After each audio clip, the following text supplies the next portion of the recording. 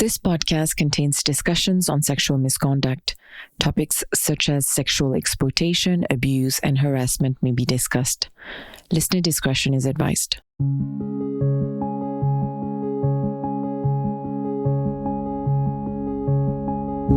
I think international aid organizations should take particular care to think about what they could do to counter the kinds of power differentials we see in social isolation.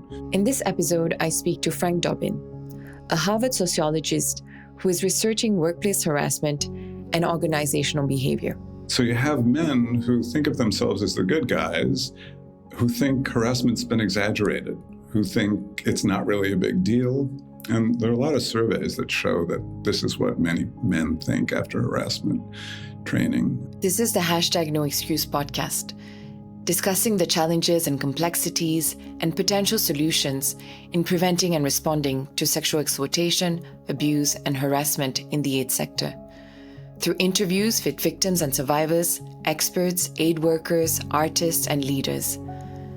The podcast is produced by the World Health Organization's Department for the Prevention and Response to Sexual Misconduct. I am Guni Dias, your host and global focal point for the department. Frank Dobbin, welcome to the #NoExcuse podcast. Thanks for having me. So Frank, you are a sociologist. You spend years researching organizations. And in 2020, you wrote a piece on sexual harassment. What brought you to look into sexual harassment in particular? Well, since graduate school in the 1980s at Stanford, I had been studying corporate diversity programs, what companies do. Of course, that has included sexual harassment programs over time, the same law that makes employment discrimination by race illegal also makes sexual harassment illegal in the US.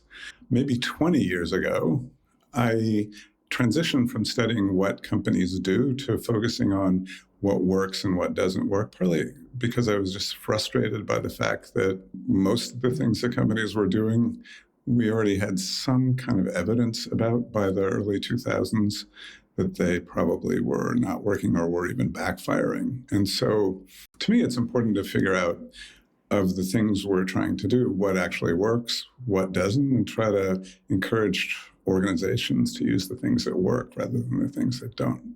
I wanted to get your sense on the structures that organizations have, be it at a corporate office or on the field.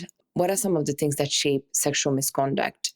And it would be interesting to know if there's anything particular in the aid sector. Well, two of the things that are most predictive of sexual harassment in the workplace are big power differentials between supervisors and non-supervisors, or between employees and clients, and those can go either way.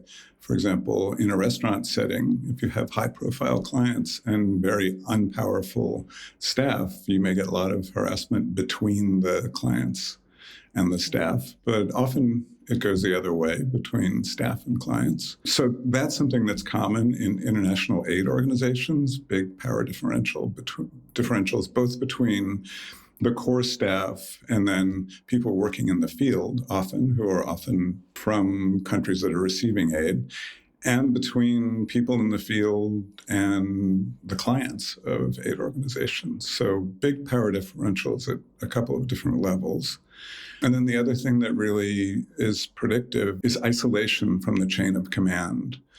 So that can happen in shift work, for example, in fast food restaurants. The night shift is a bad place to work. And it can happen in remote work frequently, where there isn't much of a supervisory hierarchy around.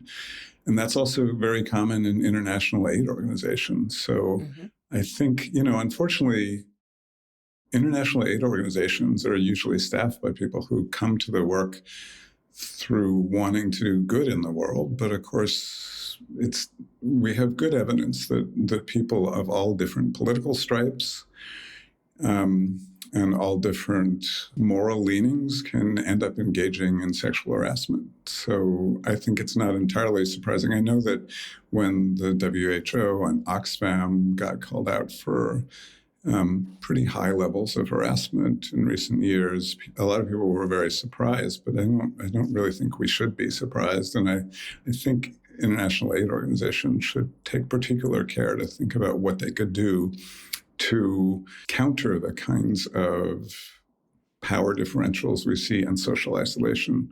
When you speak about social isolation, what is it about it that promotes or that could entice sexual harassment? Is it the fact that you're not seen?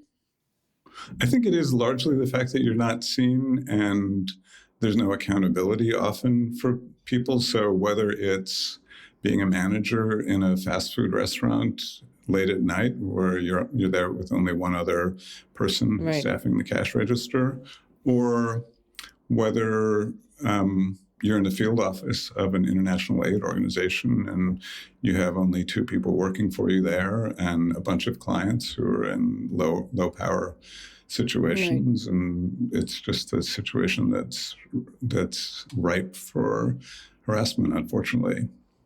Mm. And so going back to things organizations are doing well and things that are not working, your paper on sexual harassment suggests that many traditional approach to prevention, such as training programs, actually backfire. Can you tell us why?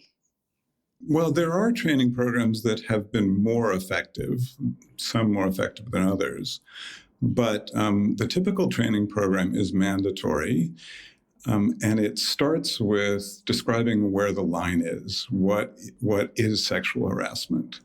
But it describes behaviors that are often close to the line to identify where the line is. And so men who are being trained pretty often think of instances during the training where they've done something that crossed the line.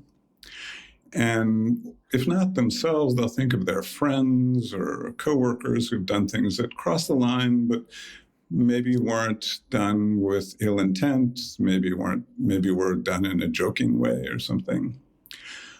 The problem with this is it puts many men on the back foot, realizing that some of their past behavior or their friends' behavior might have crossed the line.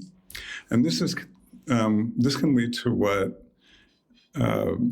social psychologists such as Naomi Elmers call identity threat, where men think, "Hey, I'm one of the good guys. You know, I'm on board with stopping harassment." But when they think I'm one of the good guys, but they feel like they've been accused of harassment or they're accusing themselves, given the current definition, they'll often dismiss the idea that there's a problem in the organization. They'll become defensive. They'll dismiss the idea that there might have been a problem in their previous behavior. So you have men who think of themselves as the good guys, who think harassment's been exaggerated, who think it's not really a big deal. And there are a lot of surveys that show that this is what many men think after harassment training. So that makes them more likely to dismiss individual claims of harassment. So if your subordinate comes to you with a claim, you might say, was it really that? Is that really what he meant? Rather than trying to listen and hear the problem. And, it's not unusual for people in this situation to make fun of people who bring harassment claims to them. So what we see is that this kind of traditional training often, in corporations, we see a statistically negative effect, significant negative effect on the representation of women in management positions after companies put this kind of training in. And so one of the powerful ideas in your research is actually shifting the focus from seeing employees as potential perpetrators to seeing them as ally. Could you explain the difference, really? Well, one way that organizations can try to turn people into allies, especially men in positions of power, and most organizations have mostly men in positions of power. One way is for leaders to get out in front of the problem and to try to model allyship, to show that they will support women who come forward with complaints, or men who come forward with complaints, or people of other genders who come forward with complaints. So modeling allyship can be important, although, it can be a little hard to do this publicly because not that many people want their complaints to be made public. But, it's possible to support people who've, for example, come forward with a complaint in the media and say, our organization won't tolerate with this. And, I stand with the women who've been part of Me Too, for example. But we also see that different kinds of training can help. So I described the conventional kind of training. Right now, a lot of organizations are doing training for managers that is different from what I just described for the training that they do for the whole population. So when they train managers, they do still often describe where the line is. And as with training for all employees, they often describe what the punishments are and what the grievance process looks like. And those things might put typical trainees off. But training for managers tends to focus on skills for handling the problem. So managers come away thinking, I'm learning new management techniques. I'm not learning that I might be the problem. And the skills are pretty simple typically. So, one thing that managers learn is not to ignore the problem of harassment. Often that's the biggest issue when people come forward with a complaint or when word gets out that maybe somebody is a problem in the office or in the organization. Managers don't want to have to deal with it. They don't want it to be happening. That they're stuck like a deer in the headlights. They're just not, what do I do now? They don't want to have to deal with this problem on their team. So in this kind of management training, managers are taught that it's important to intervene right away. If you observe something, you need to intervene, you need to do something. So if something is happening in real time in a meeting, for example, you need to shut it down and just model allyship. Say, if I were in this person's position, the person who you've just attacked, I would feel terrible. So, I think you need to walk that back and think about whether you meant what you just said. This kind of training teaches people to speak immediately to the person who may have been harassed if they're not observing it in real time. So not wait for more incidents to happen. It teaches them how to speak to the harasser. So I think one of the reasons this is effective, and we see that organizations that train managers in general, as apart from this training for all employees that's kind of accusatory, that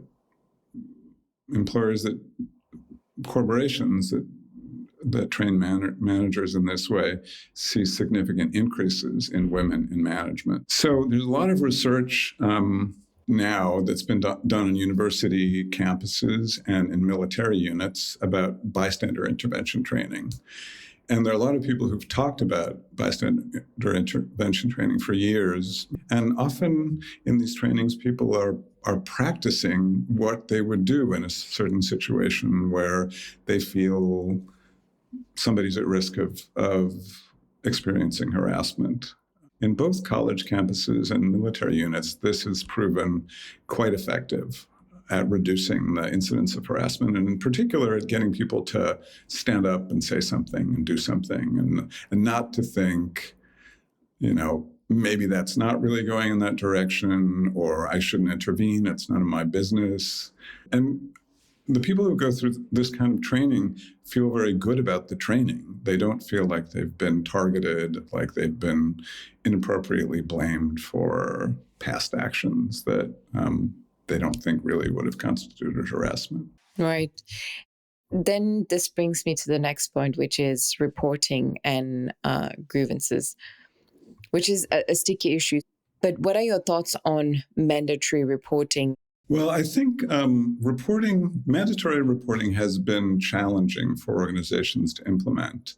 And I think it's because it's very difficult to get people on the ground to understand what it means to have a mandatory reporting system. What it's supposed to mean is, I think, what the WHO has, which is a system where people, if they bring a complaint to a person in a position of authority, that person has to notify the administrators of the harassment prevention programs about it so that they can count.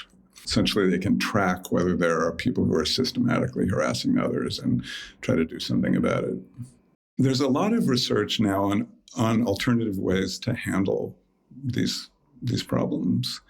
And one of the most effective ways is through an ombudsperson. So many aid organizations have ombuds offices. So the way that works is you go to the person, you have a complaint. Your complaint remains private, although usually they collect data on complaints and who the complaint is lodged against. So if an organization has somebody who's really a serial harasser, that will come to light. The harasser is not told of the complaint unless the complainant wants them to be told. The ombudsperson's job is to help the complainant arrive at a solution that satisfies them. And, sometimes that can be something pretty simple. Sometimes they can give the person who's faced harassment some strategies. Many aid organizations have ombuds people, right? So yes, yeah. And, in some cases they can. The typical model is that they're just really dealing with the person who brings the complaint and trying to make them whole, trying to satisfy them. In some cases, what they do becomes a little bit closer to dispute resolution, in that they might try to work something out with the person who's accused. But then the other strategy that's proven in research much more effective than conventional grievance procedures is a dispute resolution process, where someone comes with a complaint to the dispute resolution officer or to the mediators they hire. The harasser is usually told about the complaint unless the office recommends against it. A mediator tries to work out a solution that's acceptable to both sides. And in the US, a number of federal agencies have done this. The post office is an example. So for the people bringing the complaints, the level of satisfaction with the outcome is the vast majority of people are happy with the outcome and they're happy with the process. And even the people who face complaints, the harassers, are for the most part happy or satisfied with the process. Whereas for conventional grievance procedures, nobody's happy with the process. And, one of the problems with conventional grievance procedures is it's very hard to take someone's job away in many organizations, many corporations, and certainly in the public sector. It's not the usual outcome. Right. So, the complainant is often unhappy that the person is still in their job afterward. And often they're in a conventional grievance procedure, the complainant usually wouldn't be told what the punishment is if the person is punished. So even though the harasser might be punished, they might never hear about it, which is very dispiriting, as you can imagine, to people who filed a complaint and had good reason. So I think the encouraging thing to me is that we could tweak the training system and the complaint systems in international organizations, often to use existing personnel in the ombuds office and the dispute resolution system to address complaints. And we know from lots of research that that's likely to be more effective than the typical investigatory to grievance procedure process. Yeah, you leave us with lots to think. You focus in general on the workplace, on a broader spectrum. So it could be harassment, sexual harassment. What is, for example, bullying, microaggression, common, but also very different to sexual harassment in your research? Well, I think it's useful to see sexual harassment as part of this wider continuum of behaviors, of misbehaviors in the workplace and in other organizations, religious organizations, schools. If you think about the history of American anti-discrimination law, the Civil Rights Act outlawed racial harassment, ethnic harassment, religious harassment, sexual harassment, kind of all at once. I mean, the courts took a little while to figure out that all of these things were covered, but a lot of the early suits were racial harassment suits.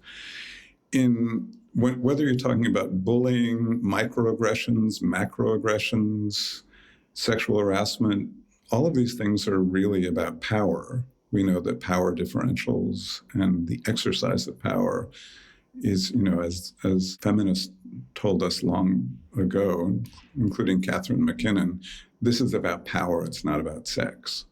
Mm-hmm. So I think it is useful to think of these things as very similar in their motivations and also in the kinds of things that could remedy them. Because, if you think about racial harassment or microaggressions, about bullying for whatever reason, often it's disability status or LGBTQ status. The same kinds of things are behind it, or motivating people to do it. And the same kinds of interventions appear to be successful. That is, training in how to be an ally to all these groups and how to intervene when you see any kind of misbehavior like this. And processes that are designed to really help the person who is who's facing harassment or microaggressions. I will say, organizations need a formal grievance procedure and an investigatory process because there are some kinds of action that can't be addressed internally, where the only solution is to try to remove the person from the organization and, in some cases, put them in jail. Mm-hmm.